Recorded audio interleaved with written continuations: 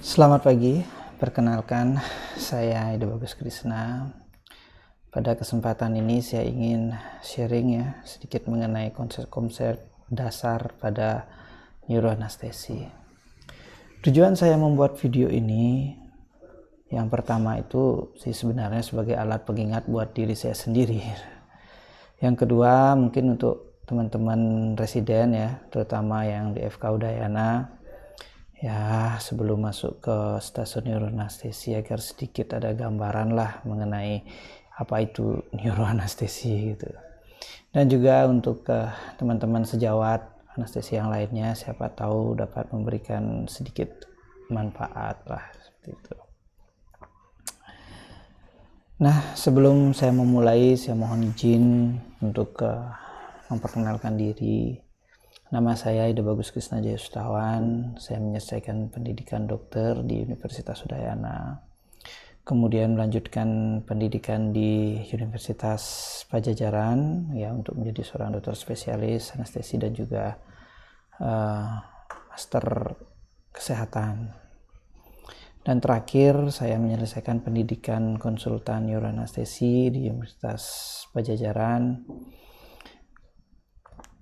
Dan saat ini saya staf di FK Unut di bagian anestesi dan reanimasi.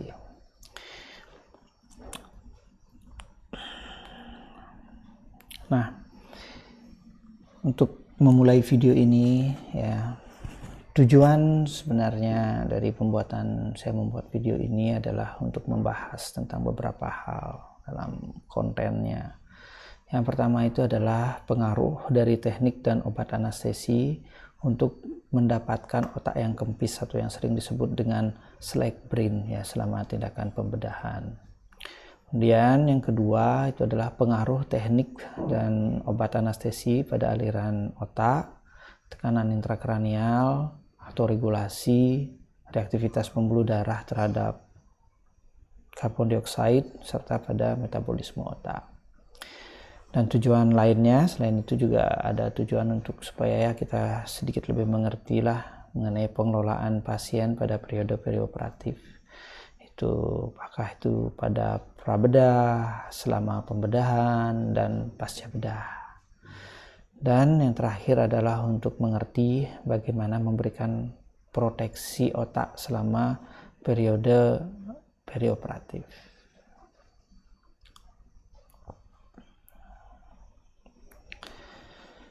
Nah, ini adalah gambar dari Profesor James Cottrell dari SUNY State University of New York Nah, dari dalam Anesthesia for Surgery buku Anesthesia for Surgery, beliau mengatakan bahwa dengan ditemukannya alat-alat diagnostik yang baru misalnya seperti CT scan, MRI dengan kontras alat pantau yang baru, kemudian seperti SGO2 untuk memantau oksigenasi otak atau adanya obat-obat anestesi baru seperti sevofluran contohnya, serta understanding jadi pengertian baru mengenai obat-obatan yang sudah biasa kita gunakan di neuroanestesi. Contohnya seperti kita mengetahui RL itu ternyata bersifat hipoosmolar. Nah, dengan pengetahuan-pengetahuan ini dan juga dengan alat-alat yang baru ini, itu diharapkan itu dapat memperbaiki outcome dari pasien-pasien yang mengalami kelainan cerebral. Nah, jika kita berbicara mengenai apa sih sebenarnya target sebagai seorang anestesi dalam memberikan anestesi pada suatu operasi bedah saraf. Yang pertama itu adalah mengendalikan tekanan intrakranial serta volume otak. Itu yang pertama. Kemudian yang kedua, kita juga harus memproteksi otak yang diakibatkan dari iskemia maupun dari injury. Dan yang ketiga adalah mengurangi pendarahan. Itulah sebenarnya 3 target dari sebagai seorang anestesiologis. Lalu kenapa kita harus melakukan itu? Karena adanya otak yang kembung akibat peningkatan tekanan intrakranial itu akan menyebabkan iskemik yang lebih lanjut. Yang mana akibatnya, yang mana nantinya akan berdampak buruk pada pasien iskemia ini sendiri, begitu. Nah, iskemik ini juga bisa terjadi ya, itu sering terjadi karena retraksi yang dilakukan oleh ahli bedah atau robekan jaringan otak oleh tulang. Kalau misalnya kita tidak bisa mengendalikan tekanan intrakranial itu, sehingga surgeonnya jadi lebih kecenderungan dia untuk menyebab robekan atau retraksi itu jadi lebih parah gitu. Kemudian yang kedua juga karena penurunan tekanan perfusi daripada otak itu sendiri gitu loh. Jadi itu kenapa kita sangat penting untuk menjaga tekanan intrakranial itu sendiri gitu loh selama tindakan pembedahan. Suatu penelitian yang dilakukan, mungkin ini juga cukup lama ya, pada tahun 1985 ya. Ini penelitian ini 1985 tapi lumayan banget. Ini dipublish di British Journal of Anesthesia ya. Jadi pada penelitian itu ditemukan bahwa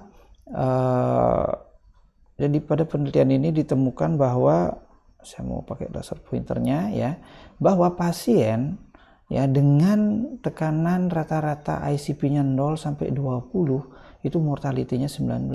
Tetapi kalau ICP-nya meningkat sampai 41 ya di sini itu mortalitinya meningkat menjadi 79 ya, ini dia. Jadi sampai 79. Nah, oleh karena itu pengendalian tekanan intrakranial itu sangat penting dan harus segera dilakukan. Karena apa? Karena makin tekanan intrakranialnya meningkat, maka mortalitas makin tinggi. Bila tekanan intrakranial ini lebih dari 20 mm/Hg, maka terapi untuk menurunkan tekanan intrakranial itu harus segera dilakukan. Jadi inilah kurang lebih alasannya ya kenapa dilakukan. Nah, jika kita berbicara mengenai tekanan intrakranial, maka kita akan dapat mengatakan bahwa relationship ya dari intrakranial yang idealized gitu ya, itu bahwa isi rongga kranium itu sebenarnya terdiri dari 3 hal ya. Yang pertama itu adalah jaringan otak, darah, dan liquor cerebrospinal. Ini sebenarnya isinya. Kemudian tekanan intrakranial itu normalnya 5 sampai 15 mm/Hg.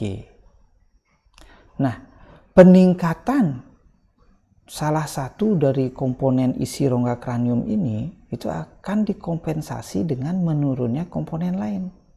Nah, komponen pertama yang menurun itu adalah liquor cerebrospinalis. Sehingga walaupun ada penambahan komponen yang lainnya, tekanan intrakranialnya masih dalam batas normal. Nah, jadi di sini dia posisinya ada di sini. Jadi yang pertama dikorbankan adalah CSF-nya. Ya, dikorbankan CSF-nya. Nah, jadi tekanan intrakranialnya ini masih tetap normal ya. Masih dalam batas yang tidak sampai memunculkan gejala-gejala peningkatan tekanan intrakranial. Begitu ya di sini nih. Nah, begitu ya, jadi begitu batas kompensasi ini mulai dilalui, maka akan langsung terjadi peningkatan tekanan intrakranial yang sangat cepat ya, dan bisa menyebabkan resiko dari herniasi. Nah, begitulah kira-kira gambaran tekanan intrakranial dan volume dari yang ada di intrakranial. Selanjutnya saya akan memperlihatkan sebuah gambar ya. Ini gambar yang menunjukkan patofisiologi peningkatan tekanan intrakranial yang tidak terkendali. yang mana hasilnya nanti akan menyebabkan kematian dari sel-sel otak. Yang kotak-kotak ini, si tanda ini, tanda bintang, itu adalah bagian di mana dokter anestesi itu ikut berperan di dalamnya. Sebagai contoh ini ya, sebagai contoh kita lihat pengaturan tekanan darah. Baik itu tekanan darah yang turun atau hipotensi maupun tekanan darah yang meningkat juga akan menyebabkan terjadinya neurologic damage. Jika misalnya ini tekanan darahnya meningkat, ya kita contoh di sini meningkat. Peningkatan tekanan darah itu akan menyebabkan defektivitas dari cerebral blood flow dan gangguan autoregulation, yang akhirnya apa? Terjadi cerebral edema, kemudian terjadi peningkatan tekanan intracranial pressure-nya. Kemudian penurunan cerebral perfusion pressure, cerebral ischemia, dan neurologic damage. Akhirnya kematian sel otak juga. Begitu juga dengan penurunan tekanan darah. Juga langsung aja dia ke sini menyebabkan penurunan cerebral perfusion pressure. Akhirnya terjadi cerebral ischemia, kematian sel-sel otak. Gitu. Ya. Jadi peran anestesi itu di sini dia, di kotak-kotak yang ada tanda-tanda bintangnya itu. Jadi demikian juga dengan posisi pasien, pemilihan obat anestesi, itu semuanya akan memegang peran penting dalam mengendalikan tekanan intrakranial tersebut. Gitu.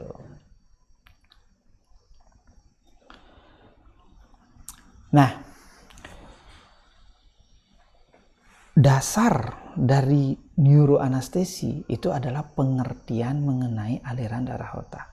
Ini dasarnya nih, kalau kita ingin ngobrol tentang neuroanestesi. Oleh karena itu, pengertian mengenai autoregulasi itulah sangat penting untuk dimengerti. Ini sangat penting untuk dimengerti. Sebenarnya aliran darah otak itu dipertahankan itu kira-kira 50-54 mili per 100 gram jaringan per menit.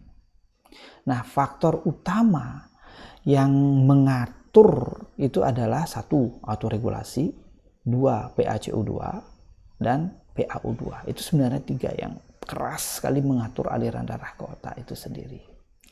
Nah, mari kita berbicara mengenai autoregulasi. Per definisi, ya kalau kita per definisi, autoregulasi itu adalah kemampuan dari otak untuk mempertahankan aliran darah konstan walaupun terjadi perubahan pada tekanan perfusi. Nah, aliran darah otak itu tetap konstan 50-54 mili per 100 gram jaringan per menit itu pada tekanan berapa? Itu tetap konstan itu adalah pada tekanan, ini kita lihat di sini, 50 sampai 150. Itu dia konstan pada tekanan arteri rata-rata itu 50 sampai 150. Kenapa?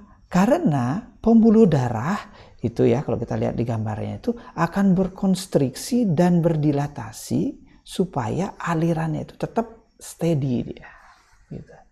Jadi pada tekanan arteri rata antara 50 ya sampai 150 gitu. Nah, bila terjadi ya, jadi suatu ada keadaan di mana tekanan arteri rata itu kurang dari 50 mm Hg, maka akan terjadi penurunan aliran darah otak. Dan kalau makin menurun dapat terjadi iskemia dan infak otak.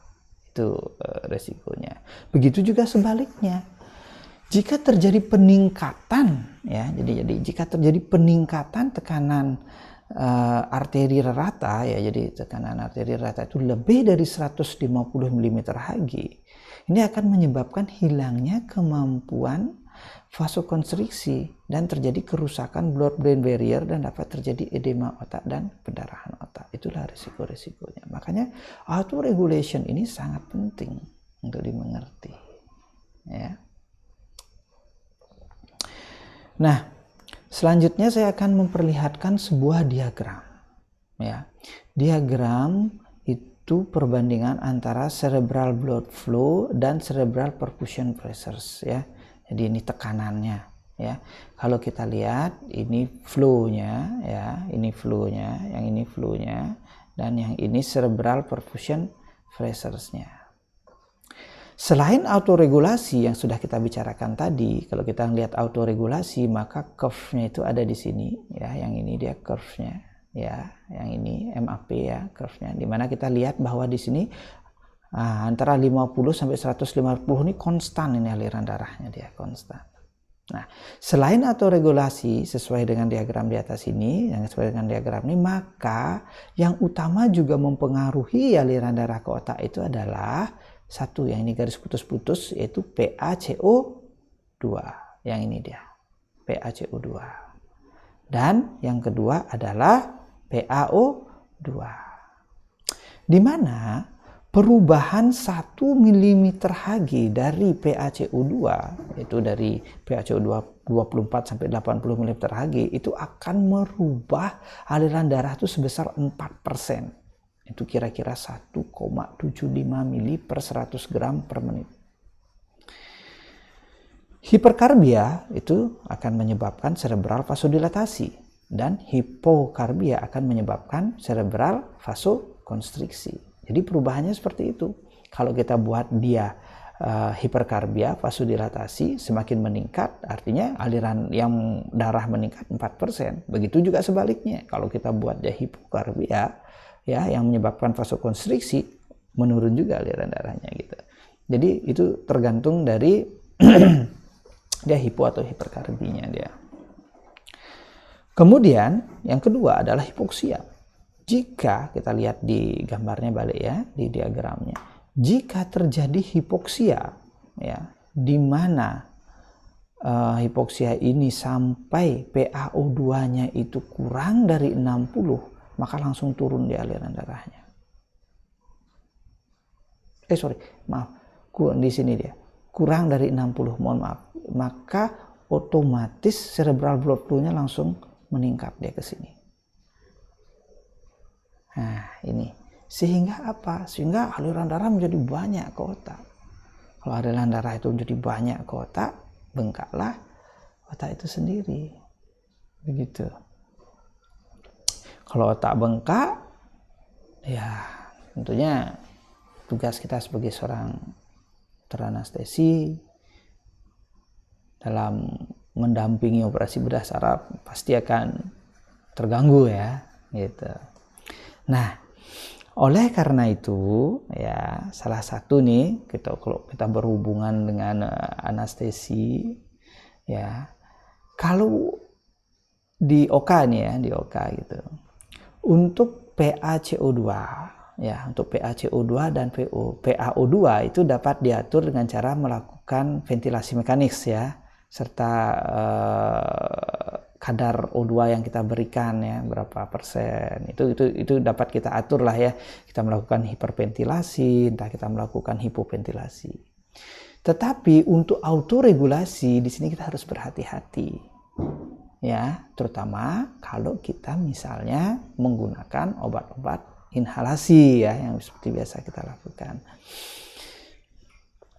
Nah, saat pemberian anestesi supaya efek atau regulasi itu tetap ada, maka harus dipertimbangkan penggunaan obat anestesi yang akan tetap mempertahankan autoregulasi selama pemberian anestesi itu. Nah, ini contohnya ya, kalau disampaikan oleh Gupta et al., Summer et al., serta Mata et al. Itu bahwa autoregulasi itu akan tetap intak bila diberikan anestesi dengan sevofluran itu sampai 1,5 mg. Nah, ini salah satu alasannya karena efek cerebral vasodilatasi dari sevofluran itu lebih rendah daripada isofluran ya. Dengan MEC-nya itu sevofluran itu sekitar 2,08. Tetapi kalau kita menggunakan isofluran itu pada MEC 1,5 itu autoregulasinya sudah hilang gitu loh. Jadi kalau dengan sevofluran dengan 1,5 mg itu masih bertahan dia gitu. Nah, dengan demikian kalau selama anestesi dan kita menggunakan sevofluran, maka ya dipertahankanlah volumenya itu kurang dari 35%, atau isofluran kalau kita gunakan isofluran kurang dari 25%. Ini sih sebenarnya perkiraan untuk mendapatkan meg 1,5 meg ya, 1,5 meg. Tapi kalau kita misalnya pakai mesin Primus gitu, yang mana kita bisa ngelihat langsung berapa, atau mesin yang bisa ngelihat langsung MAC-nya berapa, ya nggak usah lagi mikirin tentang volume persen ini gitu. Nah, selanjutnya yang lumayan juga mesti kita sedikit mengerti itu ya, itu adalah mengenai perturbation of cerebral blood flow. Nah, pada slide ini memperlihatkan suatu gambaran aliran, suatu gangguan ya aliran darah otak. Itu yang maksud dengan perturbation of cerebral blood flow. Cerebral vasoparalysis, nah yang pertama itu adalah cerebral vasoparalysis. Itu suatu keadaan di mana terjadi kehilangan kontrol, autoregulasi, dan reaktivitas terhadap PaCO2. Ini, jadi pembuluh darah itu kehilangan kontrol ya dari autoregulasi dan reaktivitas terhadap PaCO2. Lalu akibatnya apa? Nah, hal ini akan menyebabkan yang namanya terjadinya intracerebral still. Jadi, ketika suatu vasodilatasi, ya vasodilatasi entah apapun itu penyebabnya, satu vasodilatasi diberlakukan secara global atau kita membuat vasodilit pembuluh darah, maka yang terjadi yang akan vasodilit itu adalah pembuluh darah yang dalam keadaan normal. Sedangkan pembuluh darah yang vasoparalisis mereka tidak dapat berdilatasi, sehingga aliran darah ke tempat tersebut akan jadi menurun seperti yang kita lihat pada gambar B. Jadi lihat di sini gambar B. Di sini ini aliran darah yang normal, ini pembuluh darah yang normal. Vasodilit dia kan, kalau kita memberikan suatu rangsangan vasodilatasi, aliran darah ke daerah ini itu akan berkurang. Kenapa? Karena di sini dia nggak bisa ikut vasodilit, dia diam aja tetap sekian. Ini yang karena vasoparalisisnya itu. Gitu. Begitu juga sebaliknya. Kita lihat pada gambar A, ya. Nah, pada gambar A ini ya. Ini gambar A. Kita lihat sebaliknya. Sebaliknya,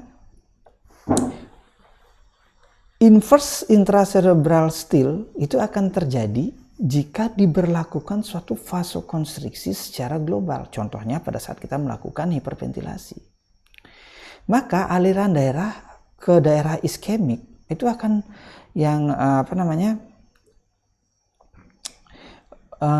aliran darah ke daerah iskemik itu akan meningkat dia. Karena apa? Karena aliran darah yang normal, kan pembuluh darah yang normal ini vasokonstrik. Karena dia vasokonstrik di tempat yang normal, maka pembuluh darah yang mengalami vasoparalisis kan diam aja, dia sangat seolah-olah aliran darah banyak ke sana, gitu loh. Makanya disebut dengan inverse intracerebral still, gitu ya. Oke.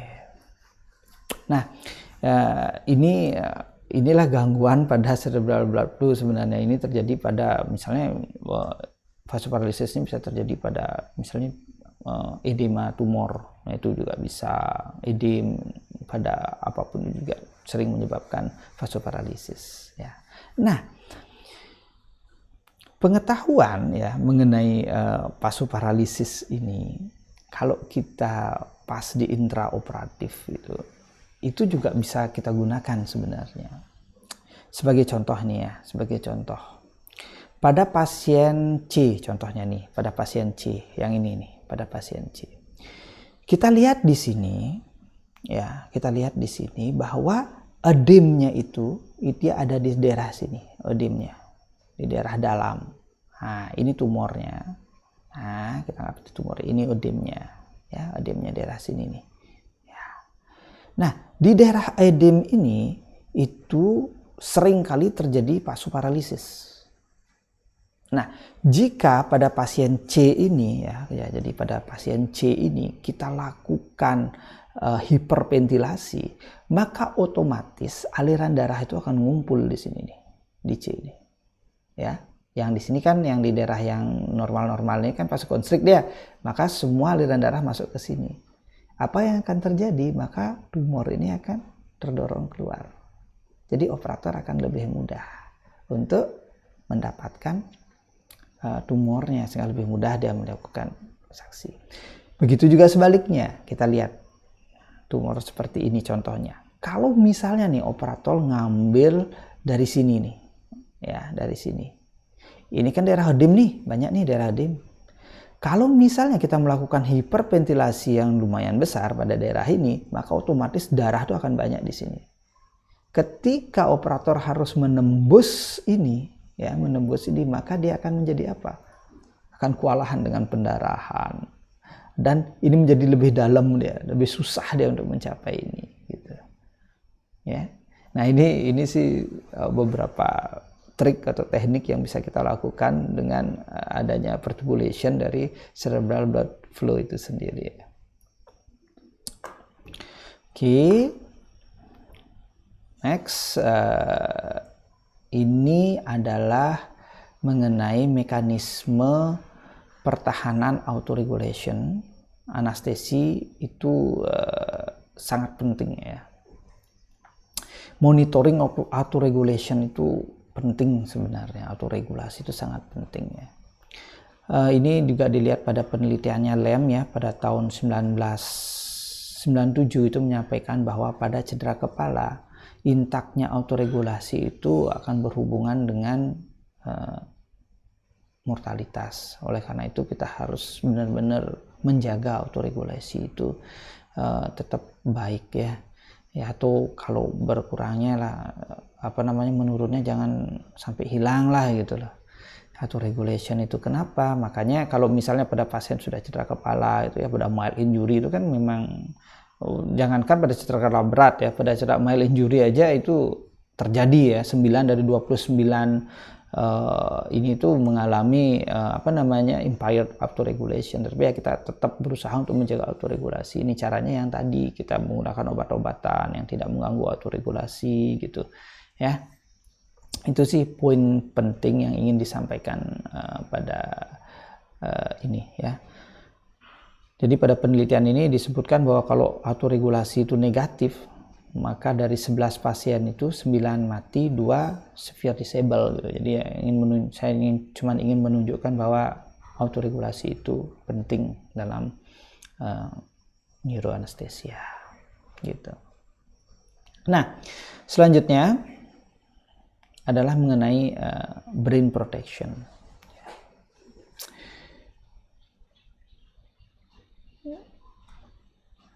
Nah, brain protection ini ya, jadi selama periode perioperatif ya, itu sangat penting kita melakukan brain protection. Baik itu prabedah ya di UGD, pada saat pembedahan atau pasca bedah di ICU, itu selalu harus kita lakukan brain protection ya, supaya mencegah terjadinya cedera akibat cedera kepala sekunder gitu ya. Jadi brain protection ini kita lakukan untuk mencegah terjadinya cedera kepala sekunder. Lalu bagaimana kita melakukan brain protection? Yang pertama adalah kita lakukan dengan melakukan yang namanya metode dasar, yaitu ABC neuroanestesi. Itu yang pertama, atau yang kita sering sebut dengan basic method. Yang kedua itu hipotermia ya, hipotermia. Kemudian yang ketiga adalah tapi kalau untuk hipotermia ini kita jangan yang high hipotermia ya, ini yang low normotermia, jadi antara 35-36 itu biasanya 35 di OK, 36 di ICU ya. Dan yang ketiga adalah farmakologi ya, jadi obat-obatan yang memberikan efek neuroprotektor itu sendiri. Contohnya ya seperti kita bisa lihat pentotal, sevofluran, lidocaine, mannitol ya, kemudian erythropoietin, kemudian dexmedetomidine. Nah, ini beberapa obat-obatan yang memiliki efek neuroprotektor. Oke, untuk basic method ya, basic method ya, itu sebenarnya adalah ABC resusitasi sebenarnya ya. Yang pertama tentunya kita sudah pasti tahu lah, mewakili untuk airway. Jadi jalan napas harus bebas sepanjang waktu. Kemudian yang kedua adalah B, untuk breathing ya. Breathing adalah mengatur ventilasi untuk mendapatkan oksigenasi adekuat atau menghindari hipoksia dan menghindari hiperkapnia dengan targetnya normokapnia gitu. Nah, kapan kita melakukan hiperventilasi? Nah, pada cedera kepala ya, brain resuscitation ini kita lakukan pada cedera kepala. Seringnya itu hiperventilasi itu hanya dilakukan bila ada tanda-tanda herniasi ya. Bila ada tanda-tanda herniasi baru kita melakukan hiperventilasi, seperti GCS-nya menurun lebih dari 2 ya, macam-macam seperti itu ya. Nah, itu harus segera ya, pokoknya ada tanda-tanda herniasi. Kemudian yang ketiga adalah circulation. Sirkulasi adalah untuk mengendalikan tekanan darah dengan target normotensi ya, atau ini kalau diperlukan malah meningkatkan tekanan darah sekitar 10-20% dari tekanan darah asalnya. Kenapa kita melakukan itu? Adalah untuk satu, mencapai target cerebral perfusion pressure itu lebih dari 70 mmHg. Ya, dan kalau misalnya ICP-nya itu lebih dari 20 mmHg, maka harus segera kita terapi. Itu target-target yang kita cari pada C ya. Kemudian kalau misalnya ada asidosis ya kita koreksi ya. Kemudian imbalan elektrolit juga kita koreksi. Gula darah itu jangan sampai lebih dari 150 mg/sen. Bila lebih dari 200 harus kita segera berikan insulin. Dan kalau kurang dari 60 segera diberikan glukosa. Itu sih yang penting kita terapkan pada basic method. Basic method ini sangatlah penting. Ya, kenapa saya mengatakan itu? Kenapa? Karena penanganan dengan metode dasar ini itu dapat mempengaruhi mortalitas dan morbiditas. Satu penelitian menunjukkan bahwa bila cedera kepala itu dia disertai dengan hipoksia, ya kita lihat di sini, ya, disertai dengan hipoksia, maka ya di sini kita lihat hipoksia, angka mortalitasnya akan menjadi 56%. Kalau dia disertai dengan hipovolemia, maka mortalitas menjadi 64%. Jika ada hipoksia dan hipovolemia, jadi 76%. Jika tidak ada kedua-duanya, maka mortalitas menjadi 27%. Jadi, basic method ini memang benar-benar penting untuk kita terapkan dalam melakukan tindakan anestesi, terutama untuk anestesi pada cedera kepala, gitu ya. Untuk semua anestesi juga penting ya, maksudnya yang cedera kepala ini biasanya ini ditujukan karena penelitian ini kan ada pada penelitian cedera kepala. Nah, selanjutnya adalah mengenai ABCD neuroanestesi. Tindakan neuroanestesi ya, tindakan neuroanestesi itu baik itu di di OK, di ICU, di UGD, kalau kita mau ininya ya mudahnya gitu ya, untuk mengingat ya, jadi lebih mudah untuk mengingat dan memahami gitu ya. Maka saya itu, atau juga diajarin oleh guru-guru saya itu, mengingatnya itu dengan bahasanya itu adalah ABCD neuroanestesi gitu. Yaitu jadi ada A ya untuk clear airway. Jadi pada airway-nya kita harus jaga dia clear. Kemudian ada B itu untuk control ventilation, normocapnia pada TBI ya kita pertahankan, dan slightly hypocapnia lah pada tumor. Kemudian C untuk circulation ya, itu kita menghindari tekanan darah yang meningkat ataupun menurun itu, jadi kita usahakan dalam range sekitar 20% ya. Kemudian untuk drugnya itu kita avoid ya obat-obatan yang dapat menyebabkan peningkatan tekanan intrakranial, dan kita pilih obat-obat yang memiliki efek brain protection. Nah, ini yang saya katakan biasanya untuk environment ya, E-nya itu untuk environment gitu, kita biasanya mempertahankan targetnya itu sekitar 35 derajat di OR, dan kalau di ICU sekitar 36 derajat Celcius ya. Oke, nah untuk RW ya kita bahas satu-satu ya, karena ini memang penting ya ABCD neuroanestesinya. Pada airway atau jalan napas itu harus tetap bebas selama periode perioperatif, dari selama operasi maupun postoperatif dia harus bebas.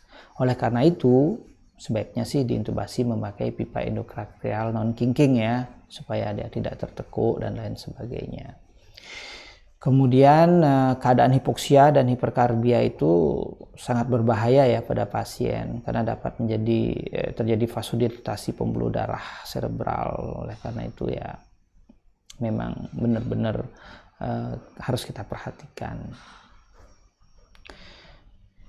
Dan kalau misalnya terjadi ya vasodilatasi, maka otomatis akan terjadi peningkatan tekanan intrakranial, aliran darah ke otak meningkat, terjadilah tekanan. Jadi airway ini memang sangat penting untuk diperhatikan untuk menghindari hipoksia dan hiperkarbianya itu sendiri. Kemudian pada breathing kita harus melakukan kontrol pada breathing itu, dimana kontrolnya itu ya target ventilasi pada target ventilasinya itu kalau pada cedera otak traumatika itu adalah normocapnia ya, antara 35 sampai 45 mm/Hg. Kenapa? Kita harus ingat ya bahwa PaCO2 itu akan menyebabkan perubahan cerebral blood flow itu sebanyak 4% ya. Sehingga kalau kita misalnya menurunkan ya PaCO2-nya itu pada trauma kepala ini sampai kurang dari 30, itu maka risiko bisa terjadi iskemia, karena cedera kepala sudah menyebabkan penurunan aliran darah ke otak, sekarang diturunin lagi, nah itu bisa iskemia. Kalau kita memang penting sekali ya untuk melakukan itu ya, sebenarnya kita melakukan second tier terapi gitu misalnya, itu ya harus dengan pemantauan SCO2 gitu ya, itu yang harus diingat. Kemudian untuk brain tumor, untuk mendapatkan yang SLAC ya, brain yang SLAC itu targetnya itu biasanya antara 25 sampai 30 mm/Hg. Tapi usahakan juga jangan sampai PaCO2-nya itu kurang dari 20 mm/Hg, karena untuk mencapai PaCO2 kurang dari 20 mm/Hg itu biasanya kita memerlukan suatu hiperventilasi yang sangat berat ya, jadi yang sangat kuat, sehingga akhirnya nantinya akan terjadi gangguan tekanan intratorakal yang peningkatan tekanan intratorakal ya karena hiperventilasi itu, dan akhirnya terjadi gangguan drainase vena cerebral, sehingga malah meningkatkan cerebral blood volume itu sendiri.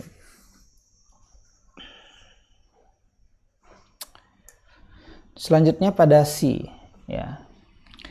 Pada circulation kita harus menghindari, yang pertama yang harus kita hindari adalah lonjakan tekanan darah. Jangan sampai hipotensi atau hipertensi. Kenapa? Karena hipotensi akan membawa ke arah terjadinya iskemik otak. Kenapa? Karena cerebral perfusion pressure itu rumusnya MAP dikurangi ICP. Kalau dia misalnya MAP-nya turun, ya otomatis aliran darahnya juga akan turun ke sana, sehingga terjadi iskemia gitu. Kemudian pada cedera kepala otak, kembali ya, diingatkan bahwa targetnya itu adalah normotensi. Sedang normotensi dia targetnya. Kalau pada pada cedera kepala, ya, cedera kepala, target tekanan darahnya kita itu adalah normotensi. Sedangkan kalau untuk tumor, itu biasanya lebih disukai kalau misalnya preoperatifnya itu tekanan darahnya normal, mungkin sedikit diturunkan untuk mengurangi pendarahan ya sekitar, tapi tidak lebih dari 20% dari tekanan darah dia sebelumnya gitu. Ya biasanya sih sistolik antara 90 sampai 100 mm Hg itu biasanya. Nah, dengan nadi yang slightly bukan bradikardi ya, tapi low normal ya, antara 70, 80, 60, 70 itu mungkin cukup nyaman ya buat operator biasanya. Nah, hipertensi itu dapat menimbulkan rusaknya sawar darah otak dan terjadi edema atau pendarahan otak. Nah, peningkatan tekanan darah itu dapat menimbulkan penambahan dari cerebral blood flow, cerebral blood volume, ICP, dan kehilangan pendarahan juga meningkat gara-gara itu gitu loh. Makanya memang harus dihindari. Oleh karena itu kita harus memperhatikan ya, jadi kapan peningkatan tekanan darah itu bisa terjadi. Ya itu biasanya terjadi yang saat-saat yang krisis krusial bisa menyebabkan terjadi peningkatan tekanan darah itu adalah pada saat laringoskopi intubasi, pada saat pemasangan headpin, ya, kemudian pada saat insisi kulit, dan pada saat ekstubasi. Jadi ini masa-masa krusial. Jadi tekanan darah itu kita pertahankan, jangan sampai hipo, jangan sampai hipertensi. Jadi kita harus di tengah-tengah. Kalau kita mau pada tumor itu misalnya mau turun itu jangan lebih dari 20% dalam penurunannya. Ya. Nah, itu sih yang penting kita perhatikan pada circulation. Selanjutnya ini ada sedikit mechanical factor, itu peningkatan mechanical factor yang sering menyebabkan peningkatan tekanan vena cerebral. Nah, ini hal-hal yang penting kita perhatikan. Ini hal kecil tapi sangat penting kita perhatikan, karena peningkatan tekanan cerebral itu nantinya dapat menyebabkan meningkatnya cerebral blood volume gitu. Jadi tekanan cerebral meningkat, dia cerebral blood volume-nya. Oleh karena itu hal-hal kecil sebenarnya, tetapi harus kita perhatikan. Adapun hal itu yang penting itu adalah pertama cuffing, bucking, posisi Trendelenburg. Nah ini posisi ini, ingat, bedakan posisi Trendelenburg sama kaki yang dinaikkan, leg raise, itu beda. Kalau Trendelenburg kepalanya itu diturunkan, kalau leg raise itu cuman kakinya aja yang dinaikkan dia. Kalau Trendelenburg itu kepalanya yang diturunkan, tapi kalau itu kakinya yang dinaikkan. Nah itu dibedakan ya. Kemudian hal lain juga yang bisa menyebabkan peningkatan tekanan vena cerebral itu adalah ya adanya obstruksi di neck, itu juga bisa.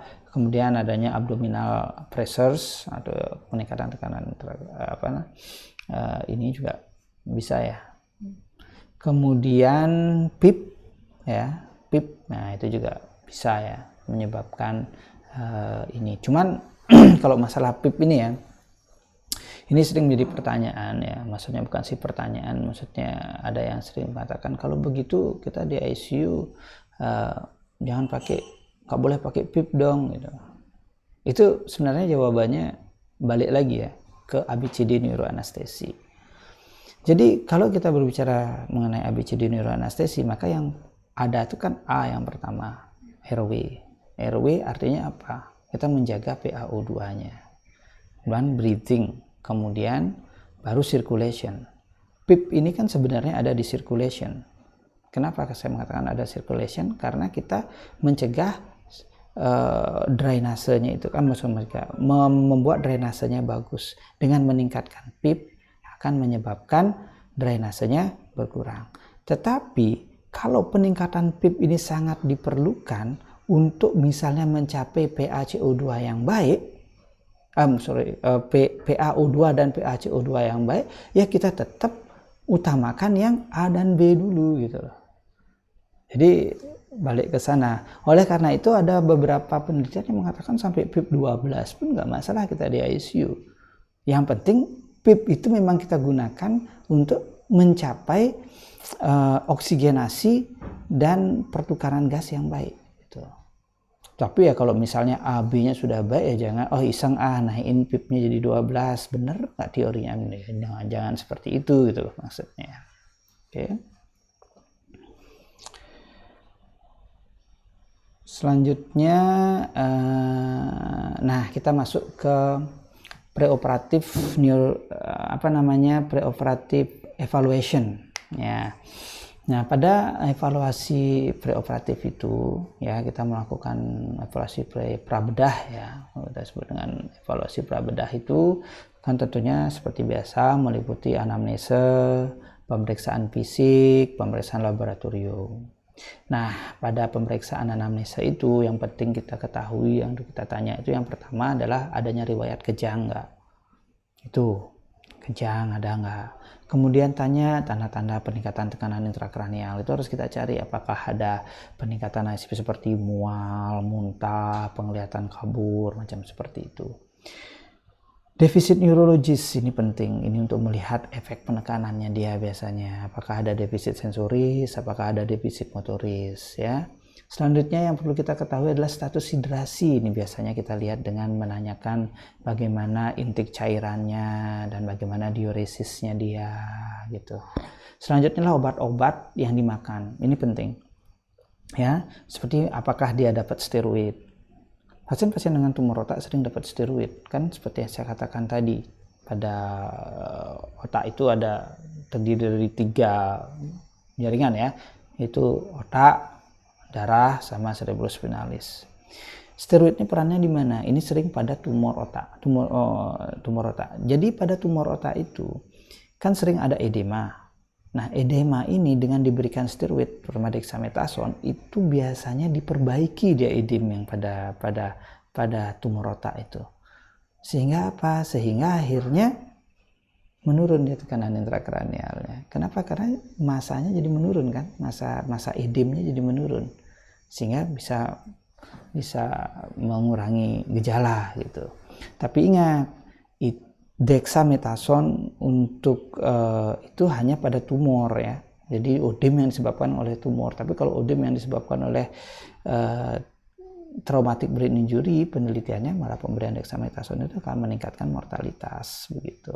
Ya, jadi ingat ini memang biasanya steroid itu biasanya untuk pasien-pasien yang tumor ya. Kemudian kita juga tanyakan apakah dia menggunakan obat-obat anti epilepsi ya. Sehingga kita cari juga kalau dia pakai obat yang mana, kita lihat efek sampingnya seperti apa sehingga kita ada persiapan nanti untuk di intraoperatifnya. Ya, dan tentunya seperti operasi yang lainnya kita juga harus cari gejala-gejala atau penyakit-penyakit lain yang ada pada pasien itu sendiri ya. Kemudian untuk pemeriksaan fisik ya, untuk pemeriksaan fisiknya itu beberapa hal yang penting lah yang kita itu adalah yang pertama tuh kesadaran. Ini penting sekali kan kita pakai GCS lah ya untuk itu. Kemudian kita lihat ada nggak tanda-tanda papil edem ya. Kemudian ada nggak tanda-tanda casing respon ya seperti hypertension, bradikardi, penurunan kesadaran. Kemudian juga kita lihat ukuran pupilnya, ada nggak gangguan bicara, kemudian ada nggak vokal defisit seperti misalnya kelemahan, ya macam-macam seperti itu. Nah, ini hal-hal yang perlu kita perhatikan karena semuanya itu akan melihat bisa memperkirakan letaknya. Kita bisa dengan melakukan ini kita bisa memperkirakan kira-kira apa yang perlu kita persiapkan nanti di intraoperatif.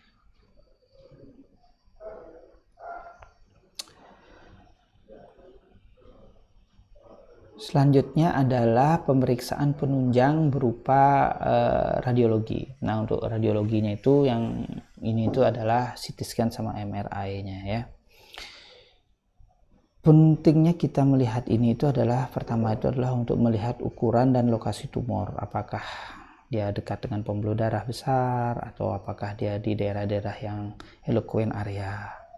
Kemudian kita juga dari dari imaging ini itu juga dapat melihat bagaimana efek-efek yang terjadi, misalnya efek massa tumor sehingga menyebabkan midline shift, terjadinya herniasi temporal atau frontal, atau ada nggak gambaran basal cisterna, atau ada nggak hidrosepalus. Nah, ini hal-hal seperti ini dapat kita lihat sehingga kita tahu ini terjadi peningkatan tekanan intrakranial atau tidak.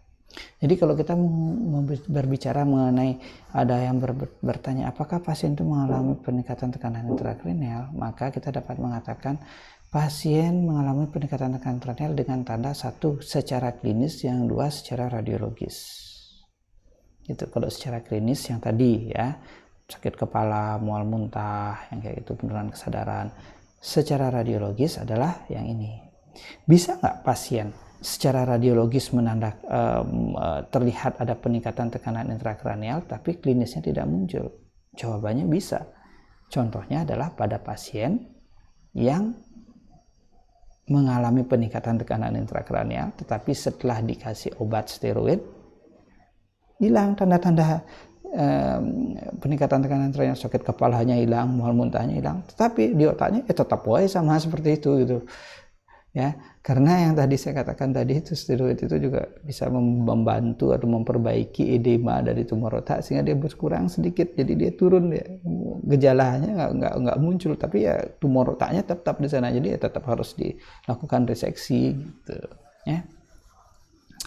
Oke. Ini selanjutnya kita ada contoh-contoh ya, gambar-gambar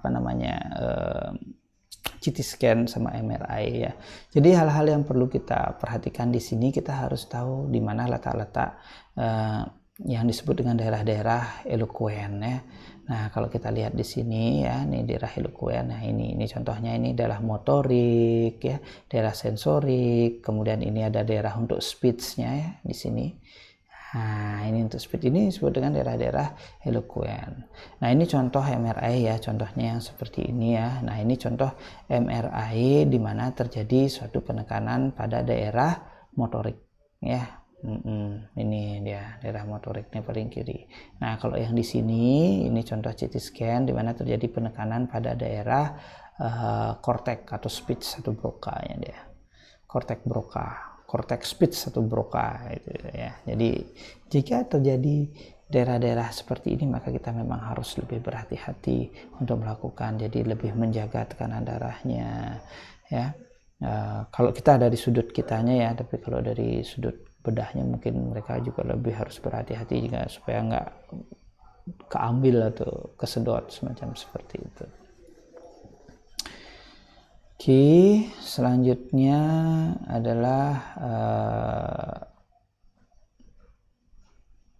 ini contoh CT scan MRI ya, untuk memperlihatkan adanya herniasi ya. Sini kita lihat contohnya ada transtentorial herniasi ya, yang ditunjukkan ini nih. Transtentorial herniasi, kemudian ada subvalsin herniasi ya, mungkin kita bisa lihat juga ya, ini contoh-contoh gambarnya ya, ini dia ya, subvalsin. Nah, ini kan dia kedorong ke sini karena tumornya ada di sini, habis itu dia kedorong. ini akan misip seperti ini ya. Nah, ini gambar-gambar herniasi yang dapat terjadi. Ini yang disebutkan herniasi unkal ya, dan sebagainya.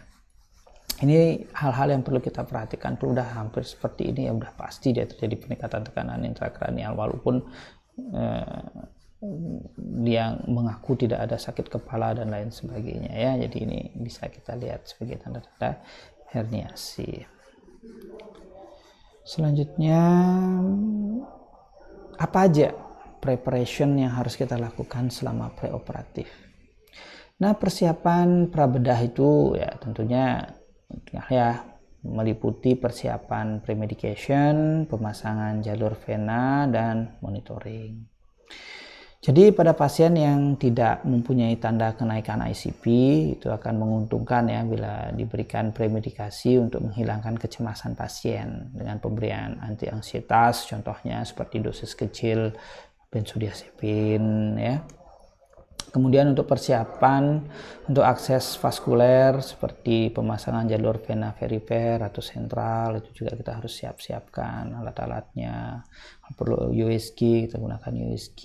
Kemudian kita pertimbangkan apakah akan menggunakan arteri lain ya untuk pemantauan tekanan darah invasif dan analisa gas darah. Kemudian kita juga harus pertimbangkan kira-kira operatif itu kita memerlukan monitoring apa saja ya. Maka kita harus persiapkan apakah memerlukan monitoring kardiovaskuler, apakah memerlukan monitoring untuk kemungkinan adanya emboli udara, kemudian monitoring untuk derajat blokade neuromuskuler nih ya, bisa kita menggunakan train of 4 sebenarnya. Kemudian monitoring metabolik, fisiologi otak, fungsi otak, ICP, apakah kita melakukan monitoring tersebut. Kalau jika kita menemukan sesuatu indikasi, maka harus segera ini kan dipersiapkan. Ini mungkin itu hal-hal yang perlu kita lakukan pada preoperative preparation. Nah, selanjutnya pada intraoperatif anestetik ya. Nah, di intraoperatif anestetik ya, pada prinsipnya adalah pengelolaan anestesi itu yang perlu kita pikirkan. Yang pertama, monitoring yang akan dipakai ya seperti saya katakan tadi. Jadi kita lihat, oh pasien ini misalnya pasien dengan tumor infratentorial ya, tentunya kita perlu memasang CVC untuk monitoring terjadinya VAE gitu ya, venous air embolism gitu ya contohnya. Kemudian yang kedua adalah bagaimana kita melakukan induksi dan pemeliharaan ya, pemeliharaan anestesi. Nah, misalnya untuk kalau kita ingin menggunakan inhalasi agen, yang mana akan kita pakai, kemudian intravenous anestetiknya yang mana, bagaimana kita mencapai brain relaxation, kemudian fluid manajemennya seperti apa, jadi manajemen cairannya bagaimana, dan apa yang akan kita lakukan nanti pada saat emergence, apa planningnya kita, apakah akan ekstubasi, apakah seperti apa, perlu monitoring di ICU, HCU atau bagaimana ya. Jadi itu hal-hal yang perlu kita perhatikan untuk operatif. Nah, untuk monitoring ya, untuk monitoring itu yang monitor yang sebaiknya dipasang itu adalah monitoring rutin ya, yaitu seperti tekanan darah non invasif itu sebaiknya memang tetap harus dipasang. Kemudian pulse oximetry, EKG, suhu, kemudian TOF ya untuk menilai relaksasi seharusnya dipasang dengan baik, serta urin kateter.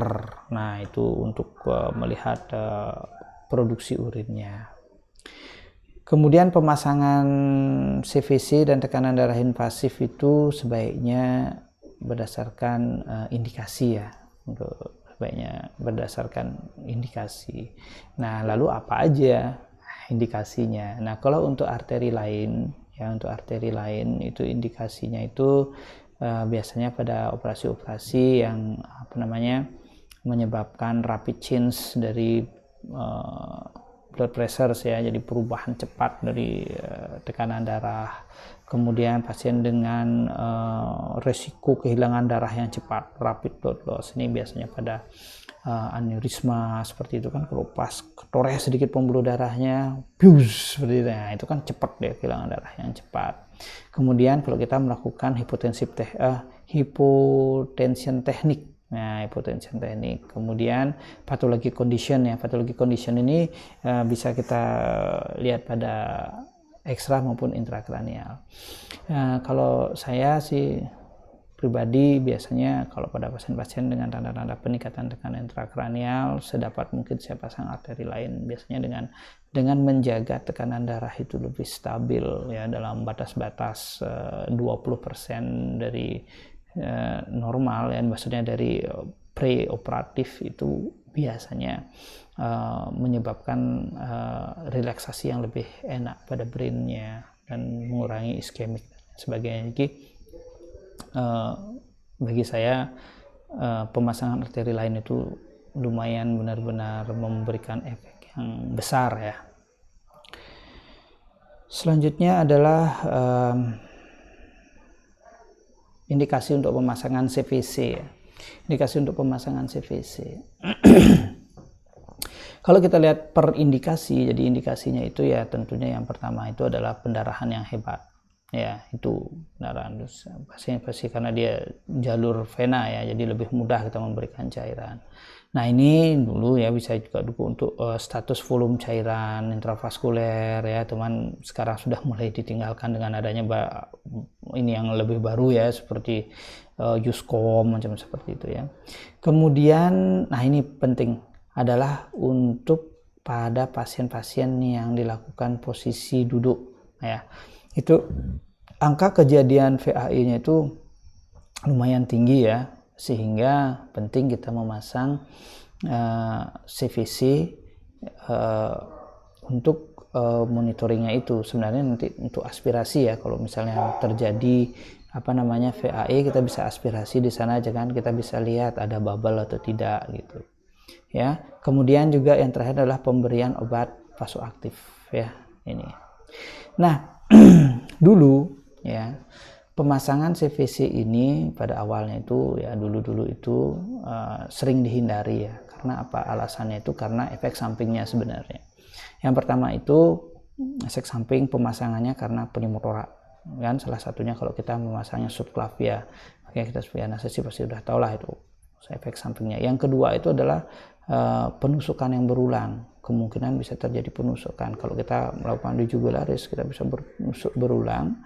Nah, itu akhirnya menyebabkan pembengkakan sehingga terjadi gangguan drainase. Itu sebenarnya sih yang mungkin menjadi alasannya sebelumnya. Tetapi dengan adanya USG saat ini, saya kira efek samping itu bisa kita minimalize ya untuk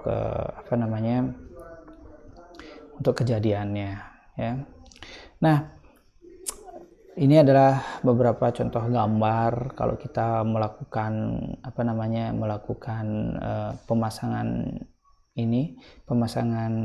central venous catheter ya dengan menggunakan USG ya.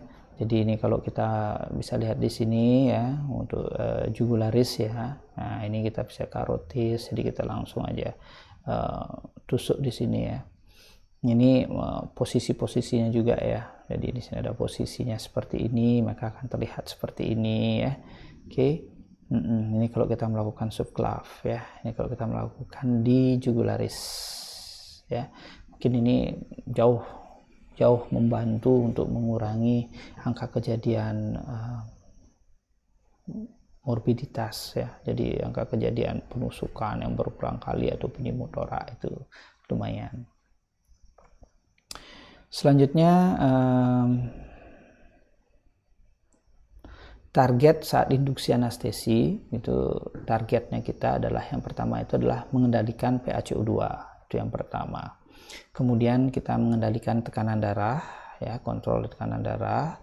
Kemudian kita menghindari obstruksi vena besar di leher, memberikan adekuat oksigenasi dan ventilasi, serta kita menghindari awareness ya. Itulah yang kita target kita pada saat induksi ya. Jadi PaCO2-nya kita pertahankan, jangan sampai dia hipoksia, tekanan darahnya ya kita pertahankan, jangan, karena penurunan tekanan darah itu sangat sering terjadi itu pada saat induksi ya. Jadi kita harus berhati-hati di sana pada saat melakukan induksi.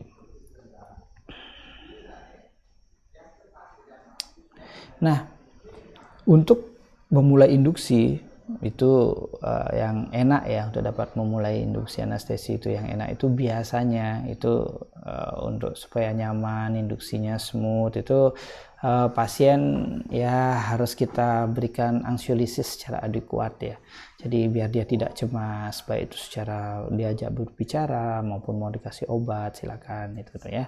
Kemudian kita biasa ya pasang monitor EKG, pulse oximeter, tekanan darah non invasif itu biasanya. Kemudian kita persiapkan untuk masang infus, kemudian arteri lain.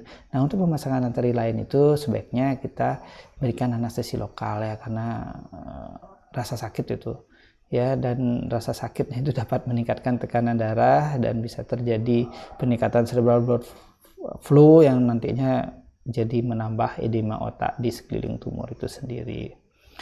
Kemudian yang kita dapat lakukan juga itu adalah volunteer hyperventilation. Ini bisa kita lakukan pada pasien. Jadi kita minta pasiennya untuk melakukan penarikan nafas yang panjang ya. Jadi secara volunteer dia melakukan hyperventilation ya. Kemudian kita posisikan kepala head up ya, kemudian kita berikan analgetik ya, fentanyl 2-3 mikro pelan-pelan, jangan sampai pasiennya batuk ya. Jadi induksi neuroanestesi itu santai, smooth ya, dan sangat penting sekali. Pada neuroanestesi itu kita harus membuat segala sesuatunya itu menjadi smooth dari awal gitu ya.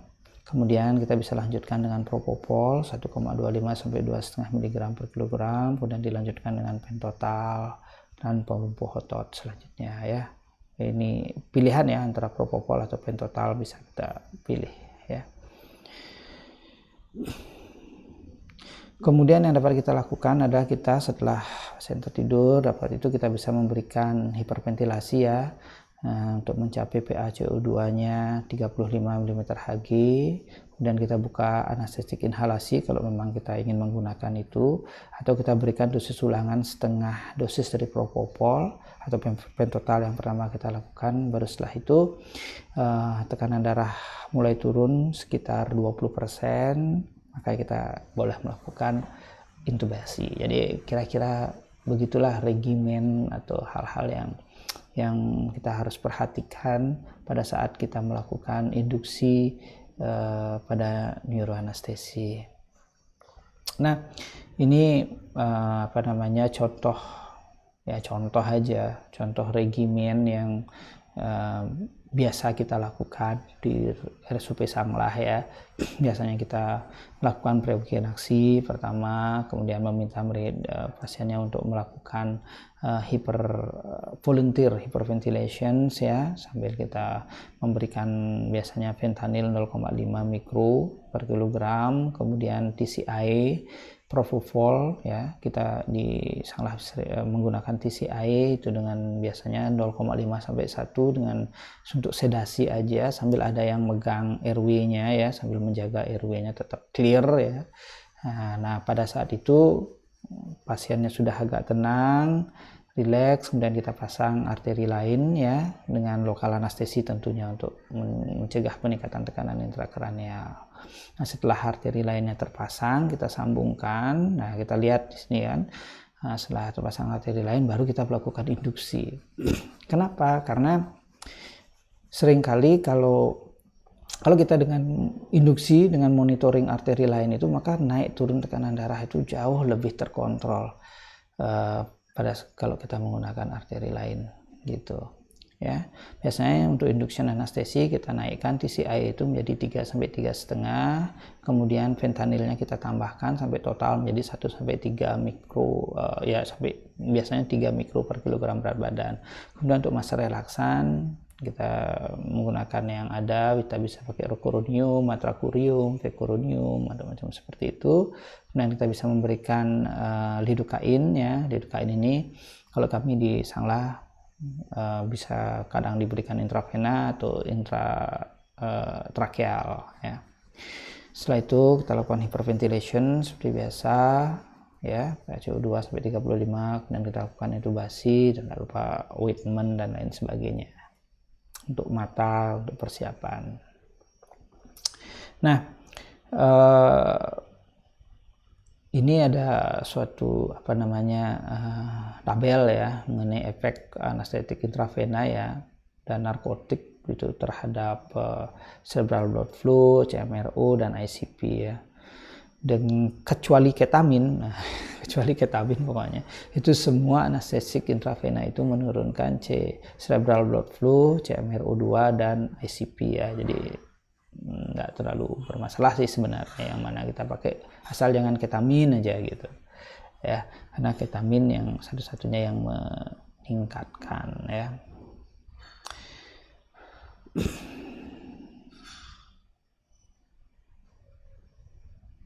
Nah, cara-cara ya mungkin ada sedikit tips-tips ya, ada tips-tips atau cara-cara supaya tidak terjadi kenaikan tekanan darah pada saat induksi anestesi. Ini biasanya kan.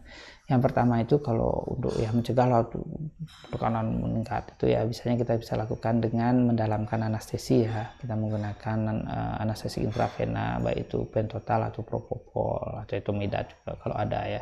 Kalau mau ya. Biasanya yang banyak tersediakan sekarang propofol. Kemudian ingat jangan dalamkan anestesi dengan anestesi inhalasi karena dapat menyebabkan vasodilatasi. Jadi kalau masih mau pakai gas anestesi jangan dalamkan. Kalau mau mendalamkan, dalamkanlah dengan intravena. Kemudian hindari ketamin ya karena alasan vasodilatornya itu. Kemudian dapat diberikan analgetik yang adekuat ya, bisa pakai fentanyl, sufentanil, lidocain juga bisa digunakan sebagai tambahan ya. Itu kita kasih dosis 1 sampai 1,5 mg per kilogram berat badan intravena sekitar 90 sampai 120 detik ya sebelum laryngoscopy intubasi kalau kita mau pakai intravena ya. Atau kita bisa pakai alpha 2 agonis ini yang paling nyaman biasanya dengan dexmedetomidine ya. Ini yang enak biasanya yang digunakan. Jadi ini hal-hal yang dapat kita lakukan untuk menghindari terjadinya peningkatan tekanan intrakranial. Jadi sebagai contohnya kalau misalnya nih mau induksi kan, udah mulai stabil, kemudian kita mau intubasi. Nah, intubasi ini kan menyebabkan peningkatan tekanan intrakranial. Nah, hal yang bisa kita lakukan, kita bisa mendalamkan dengan memberikan setengah dosis yang sebelumnya, contohnya lalu baru kita melakukan intubasi. Atau kita mau kasih fentanyl, boleh seperti itu ya. Pokoknya dijaga supaya tekanan darahnya tidak meningkat lebih dari 20% terutama pada saat intubasi itu ya. Itu kenapa saya mengatakan dengan memasang arteri lain sebelum intubasi, sebelum induksi itu sangat benar-benar membantu dalam menjaga stabilitas dari hemodinamik itu sendiri. Hati-hati ya kalau kita mau menggunakan nitrogliserin atau gliserin trinitrat karena dia dapat menyebabkan efek vasodilatasi ya. Jadi bengkak dia matanya, vasodilit dia. Jadi hati-hati kalau mau menggunakan itu ya. Jadi kalau ada pilihan yang lain, kita pilih yang lain dulu. Kemudian selanjutnya itu adalah untuk maintenance ya. Ada maintenance anestesia bila terjadi hipotensi ya. Ini hipotensi saat induksi anestesi. Ya, hipotensi pada saat induksi anestesi, maka yang perlu kita lakukan itu adalah lakukan elevasi tungkai. Ya, karena elevasi tungkai itu sama dengan autotransfusi sebanyak 500 mili pada pasien normovolemia gitu. Jadi ingat, elevasi tungkai bukan Trendelenburg. Jadi bedakan antara elevasi tungkai dengan Trendelenburg. Kalau Trendelenburg itu yang saya maksud Trendelenburg itu adalah kepalanya turun dia, semuanya turun gitu. Ya, jadi ini anggap kaki ya. Jadi kalau kita lihat ini kaki atau ini kepala, ini kaki gitu ya. Kalau Trendelenburg itu diturunin dia kayak gitu. Jadi kepalanya di bawah. Jadi jangan dilakukan. Ya, ini jangan dilakukan. Yang dilakukan itu adalah leg raise. Jadi ininya yang dinaikkan. Kakinya yang dinaikkan. Gitu. Ya. Jadi jangan melakukan posisi Trendelenburg, tapi leg raise. Kemudian kita bisa memberikan kristaloid dan koloid, dan kalau misalnya penurunannya itu sampai menyebabkan tekanan darah itu di mana MAP-nya itu kurang dari 50, harus segera dikasih vasopresor ya. Entah mau pakai apa yang ada pilihannya, silakan itu ya. Kemudian selanjutnya adalah pada saat maintenance anestesia ya. Jadi pada saat maintenance anestesia, jadi target pada rumatan anestesi itu ya, target pada rumatan anestesi itu adalah memelihara ya. Pertama itu adalah memelihara supaya autoregulasi dan respon terhadap CO2 itu tetap intak ya. Jadi memelihara supaya autoregulasi, kemudian kardiovaskulernya kita buat stabil. Jadi bagaimana kita memelihara autoregulasi? Ya kita harus tahu apa aja yang menyebabkan gangguan autoregulasi. Yang paling utama kan biasanya adalah obat-obat inhalasi itu biasanya. Jadi ini dijaga dengan baik penggunaannya gitu loh. Jadi kalau mau menggunakan inhalasi, jaga dia dengan baik. Bukan tidak boleh, boleh, tapi penggunaannya dengan baik gitu ya. Jadi benar-benar harus tahu. Kemudian kardiovaskulernya harus stabil. Kemudian kita harus mampu menurunkan ICP dan meningkatkan cerebral perfusion pressure-nya. Nah, untuk mendapatkan hal itu, salah satu yang dapat dilakukan adalah ya kita pilih obat-obatannya itu adalah propofol yang continuous itu misalnya. Kalau kita mau menggunakan inhalasi, pakai sevofluran, pakai isofluran gitu ya. Kemudian analgetiknya pakai antenil dan buat dia menjadi rileks ya, relaksasi yang baik. Kemudian selanjutnya untuk ini, jadi bagi teman-teman yang masih atau yang suka menggunakan anestesi inhalasi, itu kalau kita menggunakan anestesi inhalasi itu ada beberapa hal yang harus diingat. Yang pertama, kita harus ingat ya, pilihlah anestetik inhalasi berdasarkan efeknya pada ICP dan pembuluh darah. Jadi kita harus milih itu. Jadi pilihannya tentunya berarti jatuhnya pada sevofluran atau isofluran gitu biasanya ya. Yang kedua, itu yang harus diingat bahwa semua anestetik inhalasi itu mempunyai efek vasodilatasi cerebral, yang mana nantinya akan dapat meningkatkan cerebral blood flow, CBF, dan ICP. Ya, semua itu. Nah, oleh karena itu dalam pertimbangan pemilihannya itu, ya yang pertama kita lihat autoregulasi contohnya. Tahu kalau saya mau pakai sevofluran, artinya saya jangan lebih dari 1,5 mg penggunaannya gitu. Nah, gitu ya. Kemudian kita lihat juga respon terhadap CO2-nya. Itu juga sama, inhalasi juga menyebabkan gangguannya itu ya. Jadi amannya itu adalah jangan lebih dari 1,5 mg. Kalau mau lebih aman lagi, jangan lebih dari 1 mg gitu loh. Intinya ke sana ya. Nah, kemudian kita lihat juga efeknya terhadap CMRO. Ingat, walaupun dia menyebabkan vasodilit ya, menyebabkan vasodilit dan juga itu, tetapi dia juga menurunkan CMRO. Inilah yang kenapa alasannya kita masih bisa menggunakan inhalasi, sehingga apa? Sehingga aliran darah otak itu juga diturunkan gitu loh ya. Jadi pertimbangan antara lebih dan negatif inilah yang kita gunakan. Satu lagi yang biasanya sering menjadi alasan orang juga tetap memilih inhalasi itu atau dikombinasi antara inhalasi dan intravena itu adalah adanya efek proteksi otak yang diberikan oleh sevofluran atau efek oleh beberapa inhalasi ya seperti sevofluran dan efek prekondisional iskemia. Ini beberapa hal yang ya biasanya menjadi alasan. Selanjutnya adalah efek kardiovaskuler ya, anestetika inhalasi ya pada dosis 1 sampai 1,5 mg itu. Ini kita bisa lihat di sini besarnya penurunan tekanan darah itu hampir sama sih sebenarnya hampir sama, cuman perbedaannya itu adalah mekanismenya ya. Kalau kita lihat di sini ya, mekanismenya itu Kalau halotan ya sama-sama penurunan tekanan darah ya, tapi kalau halotan itu ya, ini halotan ini vascular resistennya tuh 0. Nah, tapi kalau sevofluran, nah ini dia vascular resistennya yang diturunkan sama dia. Jadi penurunan tekanan darah itu karena vascular resisten. Jadi mekanismenya yang berbeda, ini harus diperhatikan.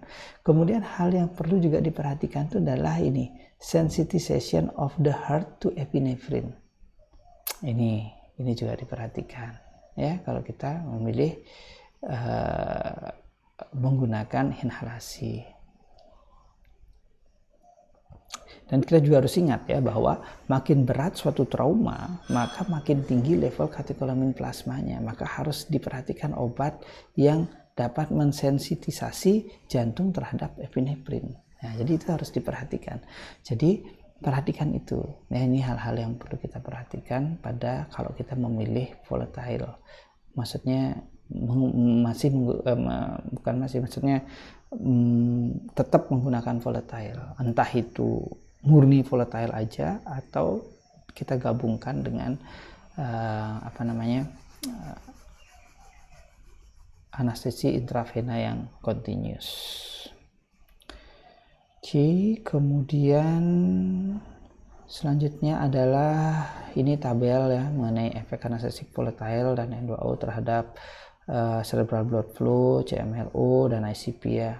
Pada dasarnya sih semua anestesik inhalasi itu meningkatkan ya CBF, ICP dan menurunkan metabolisme, itu pada prinsip dasarnya sih seperti itu ya. Nah, ini juga ada beberapa ini ya tabel ya. Nah, ini kalau tabel ini lumayan menarik juga ya. Kalau kita ini adalah suatu tabel mengenai efek anestetik on physiologic response and ion dan metabolit level. Kalau kita lihat di sini ya, kita bandingkan yang terbaik itu pasti tetap tiopental. Ini base-nya dia untuk neuroanestesia itu good standard memang tiopental ya sebenarnya. Nah, ini dia semua nih untuk perlindungannya itu semua punya dia. Protect respon ya, improve NA plus ya, improve ATP ya juga ya. Nah, maksudnya no dan ya di sini ya, tapi ini mau improve kalsium ya, protect respon ya ada ya, jadi semuanya dipunyai.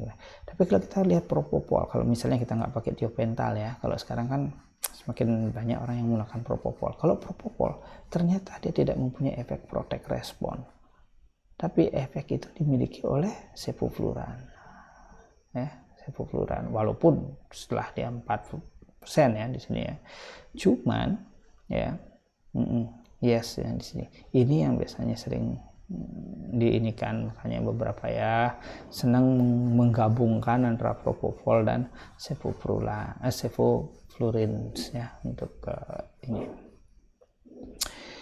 Selanjutnya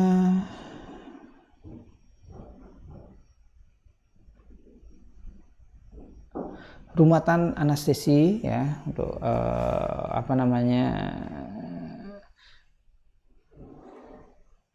rumatan anestesi yang kita lakukan itu tetap ya bergantung pada adanya kenaikan ICP atau tidak gitu ya. Jadi yang disugested ya, yang diinikan adalah rumatan anestesi itu dapat kita lakukan dengan sevofluran, dengan propofol continuous boleh ya. Kemudian untuk analgesiknya fentanyl atau sufentanil ya. Kemudian pada pemasangan pin holder itu harus diinfiltrasi dengan anestesi lokal dulu, atau kita tambahkan fentanyl karena rasa sakit yang luar biasa akan dapat meningkatkan tekanan darah. Posisi kepala head up ya sekitar 10-20 derajat dan tidak ada tekanan pada vena jugularis. Selanjutnya ya untuk maintenance itu juga kita dapat memberikan mannitol ya 0,5 sampai 0,75 gram per kilogram itu dalam waktu lebih dari 20 menit, atau lakukan drainase lumbal kalau mau, tapi ini tergantung operator kadang-kadang. Jadi drainase lumbal itu kita ini ya CSF-nya dikeluarkan.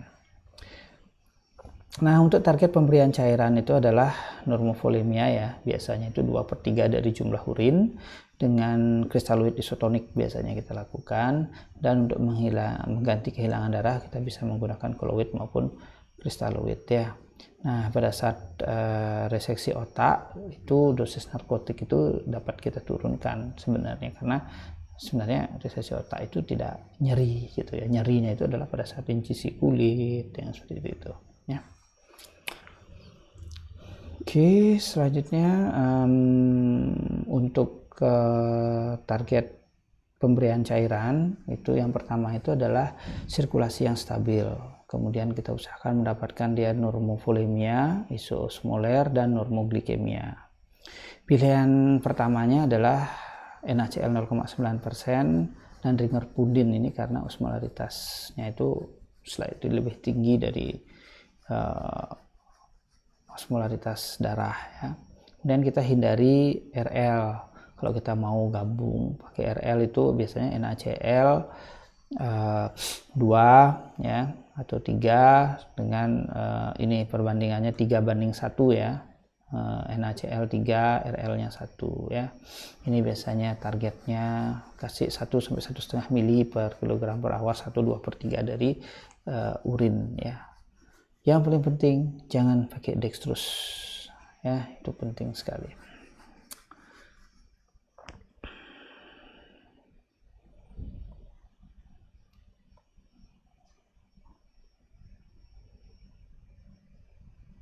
Nah, ini beberapa hal-hal yang spesifik ya. Nah, hal spesifik ini adalah yang pertama ya, yang kalau kita bagaimana kita melakukan neuroanestesi. Yang pertama adalah pencegahan hipertensi intrakranial dan pembengkakan otak. Lalu apa aja yang dapat kita lakukan? Ya, pertama, kalau kita ingin mencegah terjadinya pembengkakan otak, maka yang dapat kita lakukan itu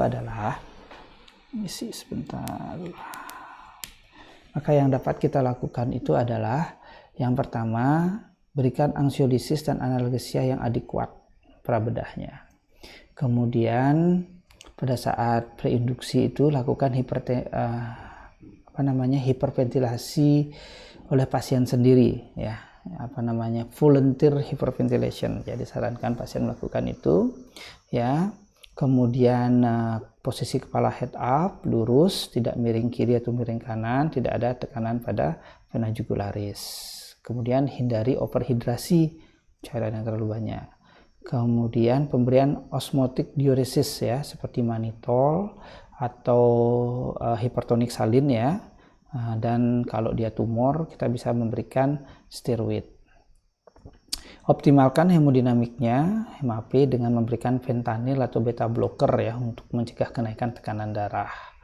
Dan kalau melakukan ventilasi itu biasanya untuk mencapai PaO2-nya sekitar 100 mmHg dan PaCO2-nya 35 mmHg. Ini tanpa menggunakan PIP ya, kalau memang tidak diperlukan sekali ya. PaCO2-nya ini biasanya yang untuk mencegah bulking ya. Kemudian berikan anestesik intravena untuk induksi dan rumatan anestesi. Jadi ini hal-hal yang dapat kita lakukan untuk mencegah terjadinya brain bulging. Kemudian mungkin teman-teman ya, nah lalu bagaimana kalau sudah terjadi brain bulging itu sendiri? Nah, kalau misalnya sudah terjadi brain bulging itu, maka apa yang dapat kita lakukan? Yang pertama itu adalah mengatur kembali posisi kepalanya ya, jangan sampai terlalu rotasi, karena pada saat positioning itu kadang-kadang dia terlalu kerat. Nah, itu yang penting untuk dilihat. Kemudian kalau misalnya autoregulasinya masih intak ya, maksudnya yakinlah kayak kira-kira ini masih bagus autoregulasinya, bisa dilakukan hipertensi ringan ya dengan MAP sampai 100 mmHg ya. Nah, kalau itu nggak berhasil juga kita bisa melakukan drainase CSF, kemudian bisa memberikan osmotic diuretik lagi, dan bisa lakukan hyperventilation sampai PaCO2-nya sekitar 25 sampai 35 mmHg ya. Selanjutnya bisa lakukan dengan mendalamkan anestesi juga ya.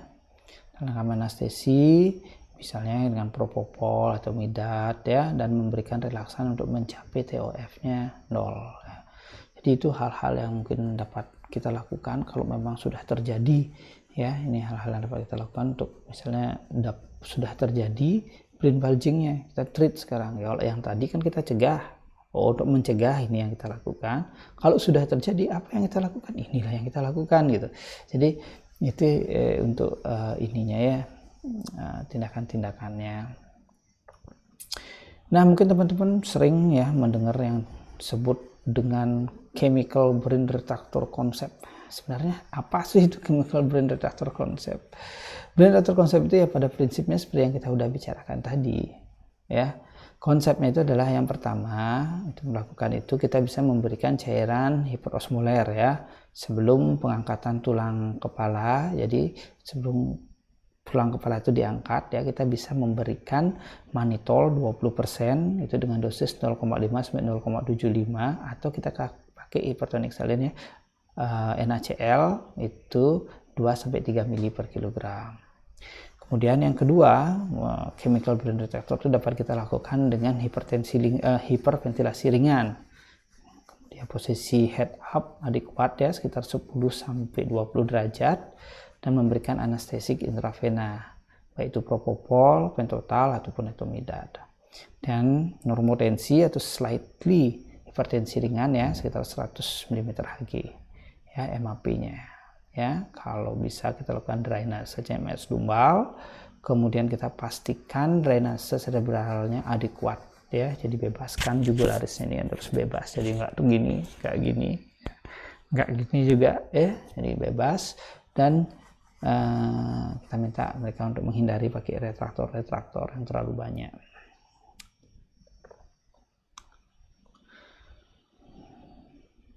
Ini bentuk teman-teman ya, sekarang sering disebut dengan fast track anestesia atau fast track neuroanestesia. Sebelum kita melakukan fast track neuroanestesia, ini ada beberapa hal yang perlu kita perhatikan. Yang pertama itu adalah preconditioning. Jadi hal-hal apa aja yang menyebabkan pasien itu boleh kita melakukan fast track neuroanestesia ya. Jadi yang pertama itu adalah kesadaran prabedahnya harus adekuat. Itu. Kemudian intraoperatif, kardiovaskulernya stabil, temperatur tubuhnya normal, oksigenasinya adekuat, kemudian tidak ada laserasi otak yang besar atau komplikasi selama pembedahan. Jadi kalau udah ada komplikasi, pendarahan atau macam seperti itu, hati-hati untuk melakukan early awakening ya. Kemudian tidak ada injury pada nerve nomor 9, 10 dan 12 karena ini berhubungan dengan aspirasi nantinya, dan tidak ada pembuangan APM yang besar. Nah, ini hal-hal yang perlu diperhatikan. Ini preconditioning, jadi keadaan yang preconditional yang harus ada ya, jadi yang harus diperhatikan sebelum melakukan early awakening. Kemudian persiapan untuk melakukan early awakening apa aja ya. Untuk persiapan melakukan ekstubasi dini itu, pertama itu ya, kalau kita udah dapat nih preconditionalnya udah terpenuhi lah ya. Nah, terpenuhi, maka yang pertama itu adalah persiapannya kita memberikan analgesi nyeri pasca bedah yang adekuat ya. Kemudian kita cek apakah sudah diberikan profilaksis seizure-nya sudah adekuat enggak. Nah, kemudian kalau dia misalnya tumor yang malignan, kita bisa teruskan steroidnya ya. Kemudian kita cegah ponvi ya. Kemudian saat ekstubasi cegah peningkatan tekanan darahnya ya. Gimana caranya yang ini pencegahan tekanan? Pencegahan kita bisa kasih dexmedetomidine ya untuk pada saat ekstubasinya itu, atau kita kasih lidocain tambahan boleh ya. Jadi ini poin-poin prinsip yang harus, maksudnya yang diperhatikan. Nah, pada saat ekstubasi itu adalah suatu masa yang berbahaya ya, karena peningkatan tekanan darah itu dapat membawa ke arah terjadinya hiperemia, edema, peningkatan ICP, itu semua terjadinya itu yang saya katakan tadi ya, bisa kita berikan lidocain atau menggunakan dexmedetomidine atau kita gunakan beta blocker bisa untuk itu ya. Sebenarnya sih sangat susah ya untuk menentukan kriteria kapan boleh ekstubasi atau ini itu kriteria itu memang agak susah. Tapi sebelum ekstubasi itu yang jelas TOF ya, jadi nafasnya itu harus dinaikkan dan end-tidalnya sudah normal, itu sih misalnya sudah cukup ya, jadi volume nafas dan lain sebagainya ya. Untuk tanda-tanda ekstubasi lah, untuk syarat-syarat ekstubasi secara garis besar yang biasalah kita lakukan selama ini.